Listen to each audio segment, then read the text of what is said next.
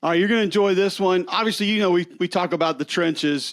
We talk about offensive line play a lot. Back here, not Cube Show, but conversations with Cole. Still down at the Reese Senior Bowl. Hall of Fame induction for 2023. Lane Johnson, Eagles offensive lineman's going in. This guy's been two-time Pro Bowler, Super Bowl champion. He started 127 games. Some cool topics I wanted to get into. Obviously, he played at Oklahoma. Oklahoma coming into the SEC. What's it like sharing an O-line meeting room with Kelsey and Landon Dickerson? Jalen Hurts, him supplanting himself as that starter and what it's like. We talked about pass rushers, pass blockers. Fun conversation with Eagles offensive lineman, former Oklahoma Sooner, tackle Lane Johnson. Sure. Let's start with this. Favorite character in Alaskan Bush People? Probably Bear. You surprised I knew who that was, or not? No, probably not surprised. I don't know any of them. That was a lead in from Duke. He said that was how I needed to start things off. So, yeah, Bear, no question. I want to ask you this as a tackle in the NFL right now. Let's go like last 5-6 years of your tenure.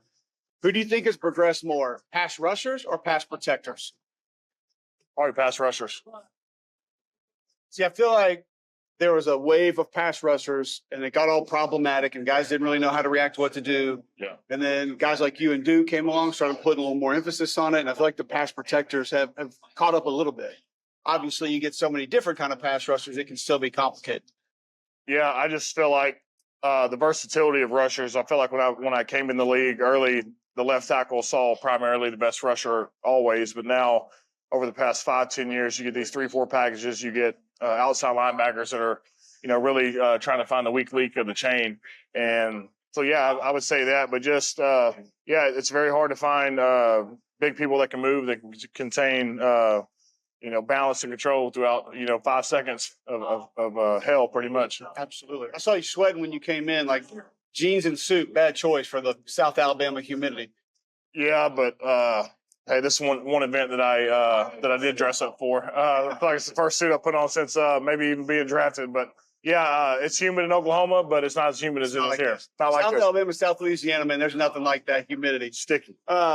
How would you describe the Eagles' offensive line meetings? Because you got like Kelsey, I've never met him. He seems like just fun, incredible dude. I know Landon Dickerson's an absolute maniac. Yeah, so I sit right between the two. So usually Landon's right next to the wall. He always has 15 Gatorades. Kelsey's back there next to me. So the older guys usually sit in the back, and we laugh a lot and joke until, Stout's always full go. I would try to say he's like Al Pacino in Any Given Sunday all the time. Every day is training day for us. But, yeah, I mean, he starts the meetings with a lot of questions about the offense.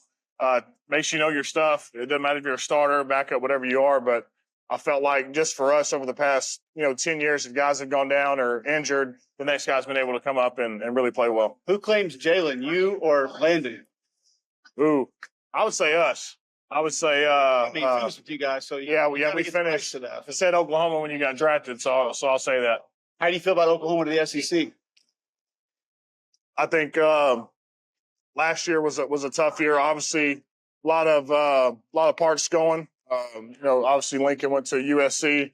Brent's trying to figure some stuff out, but I felt like, a lot of success came from Bob Stoops. Yeah. After that 7-5 start. So I felt like just, he's been there. He's established a good culture before, and obviously in Clemson. And so I felt like get a good year now, and I feel like it's going to be more competitive than people think. I want to go back to Jalen for a minute. How does, outside of the physical tools of being able to throw the ball, move, things like that, how does somebody that age come in and sort of supplant himself as a starter and a leader the way that he has? I feel like his maturity off the field helps get the team very close. I feel like how he handled himself in college, the adversity he faced, and then just how he handled himself with the Carson situation his first year, second year. Didn't start too hot, ended up going to the playoffs and really took off this year. So I just feel like how he's handled, the waves of college football, the waves of the NFL. I just feel like he's mature beyond his years. Finally, Senior Bowl means a lot to a lot of guys. It can be a great way for you to improve your stock, to even get into the league. To be honored here tonight and go into the Senior Bowl Hall of Fame, what does that mean to you? It all goes down to the people involved. They created a tremendous opportunity for myself. Coming in, I was around a third-round draft grade, and I think leaving here, I was in the first round for most people. So for what you're trying to accomplish. It accomplished a lot of things for me, but really, when you talk to coaches, the combine's cool, but guys like to see how you compete in pads playing football, which is what you're going to do on Sunday. So for me, it was the biggest catapult to, getting drafted where I did. Yeah. Lane, I appreciate it. Congratulations, man. Thanks for having me.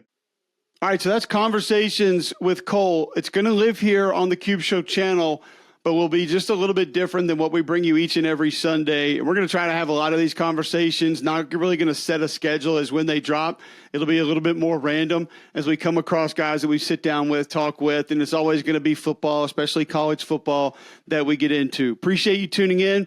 Please click subscribe, click like, at Cube Show 61 right here on YouTube, and you can find us on Twitter and Instagram at Cube Show.